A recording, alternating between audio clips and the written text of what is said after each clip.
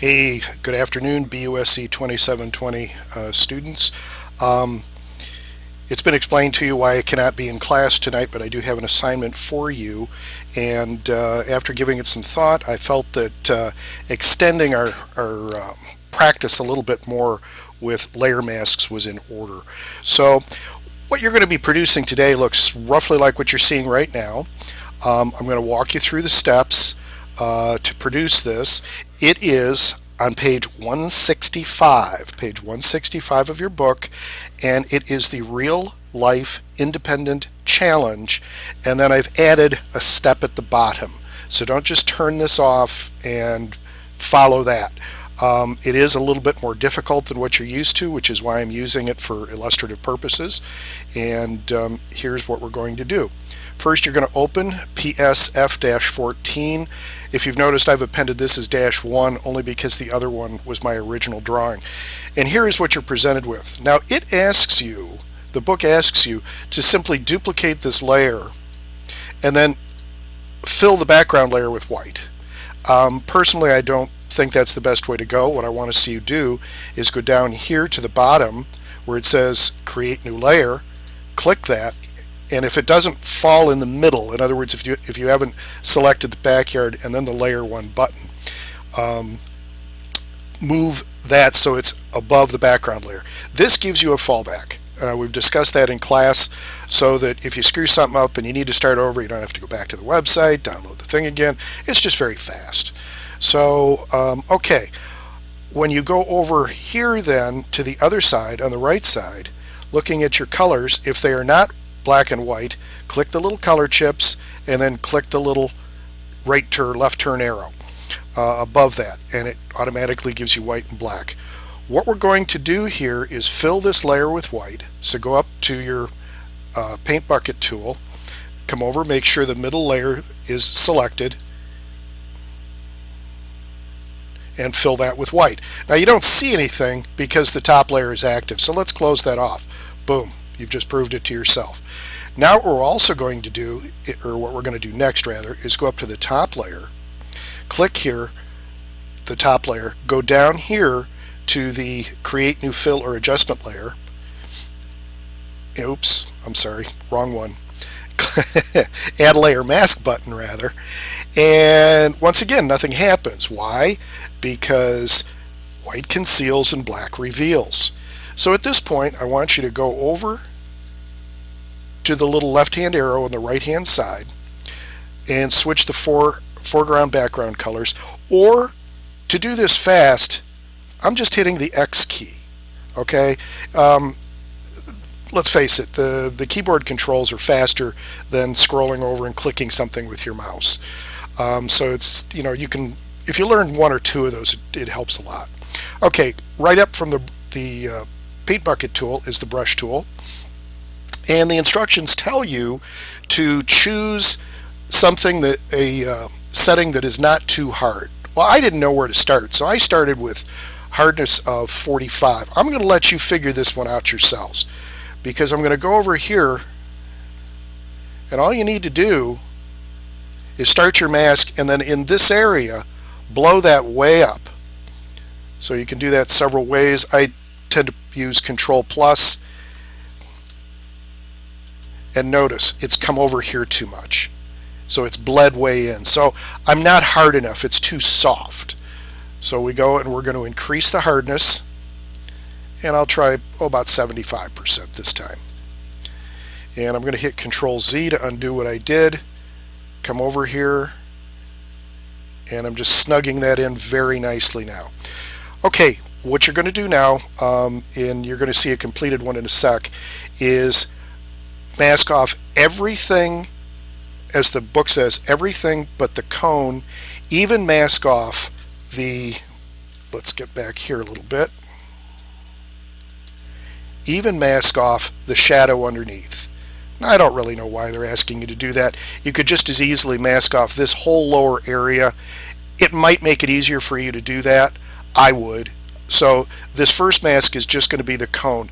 I follow the directions, as you can see over in this one. Let's turn this off because it gets confusing. And if you look very carefully down here, you'll see that I have included this on my first layer mask because we're going to have two. That's not absolutely necessary. Do whichever way suits you. I don't care. All right, we'll be back in just a minute. I'm going to pause this. Okay, as you can see, I've got the first layer mask done, and I want to point out something here, particularly along here. This is very rough. If you turn in something like this to me, I will mark you off for it. I'm going to take you in so we can see just how rough it is. Got a little bit of screen lag here because I'm running all these programs at once. If you turn this into me, I will take points off. I just want that clearly understood. This is unacceptable. You can get in there very tight, and I expect you to do so. Okay, now, we don't have a base to this. So what we're going to do now is I'm going to duplicate this background layer by dragging it down, duplicating it, but then I'm going to take the previous made layer mask, and once again I'm going to fill that with white,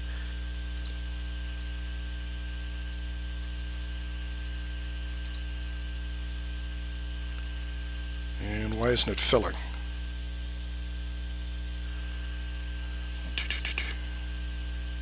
Well, there's another way I can do this. We'll just delete the layer mask and make a new one. So let's do that. And that one is filled with white automatically. Send that one in. And this time I'm going to turn off the top layer just so you see what's going on. That's still there. But this one, because of the, I haven't done anything to it yet, you're still seeing everything. In this one, you're going to reverse the process. You're going to remove everything but the base and shadow. And, whoops, wrong color.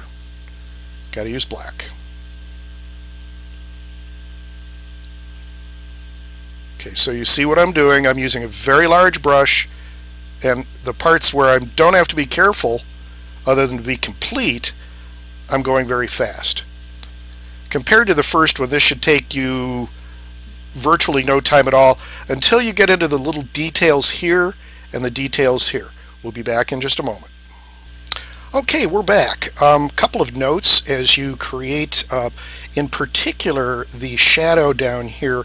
You're going to want to soften your brush up quite a bit. You'll get better results. Remember, shadows typically do not have sharp boundaries, so you want to emulate that. And you know, around here it's not perfect or anything, and I expect you guys to spend more time with it than I am. I'm just doing it to get you started. Now, you're going to ask yourself a question, and by the way, let's click this top layer on. If you notice, we've got the whole thing sitting here now, shadow and all. And the thing that I'm sure is running through your mind is, so what? Well, earlier I had been telling you that if you have different parts of an image that need to be controlled differently, then you definitely need to have two layer masks, if not more. So that's the reason you do this. This bottom one, I could take its opacity down, and it does not affect the top one. So let's zoom this back up. In this case, if you notice what I did over here then, was I added a hue saturation layer, and we're going to click this on now. And if you notice, by hitting Alt and then clicking right here, see that? See that? It only affects this layer. Now in this case it didn't matter. It wouldn't have affected the layers beneath it anyway, but it's good to keep in mind. So if you want to lighten one area of a photograph, darken another, or add hue to one area and keep the other in black and white, this is one way you can do that. And theoretically you can have as many layer masks as you need. So okay, here's what we're going to do then. Let's go back to the other picture.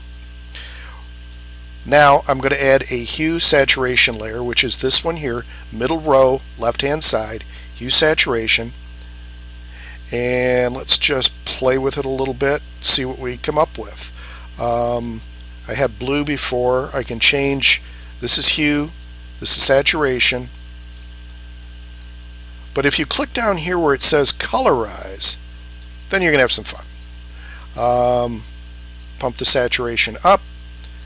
And notice now I've got the full spectrum here.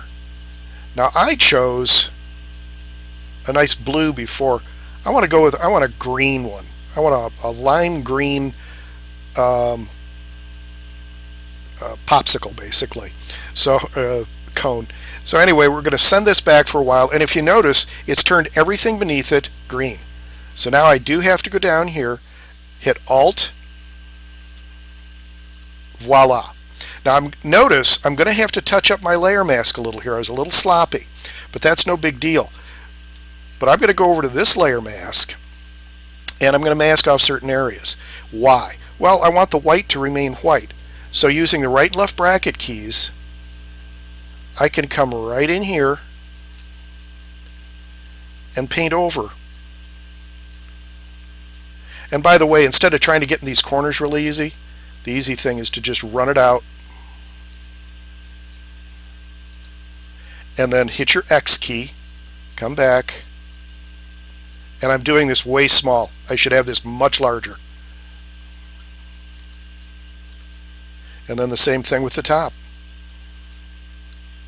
As a matter of fact, let's enlarge it just a bit. I'm trying to keep this recording as short as I can. It's already running longer than I intended. But anyway, that's all you're going to do. You're going to go in here and you're going to clean this up. And you can go back and clean up all your layer masks then if you've made problems. Hit Control 0. That takes it back. If I cleaned up this bottom, then it would be okay. This, in my mind, if I were grading, it would be a B. So just put that in your mind. What I want to see is your attempt at this by Wednesday when we do have class, at the beginning of class. We will then work on it if you're struggling, but notice we have been intensive in layer masks here. You've got 3 different layer masks going, and that's a good thing. So give it a try, do your best, watch this video as often as you need to, and we will take it from there on Wednesday.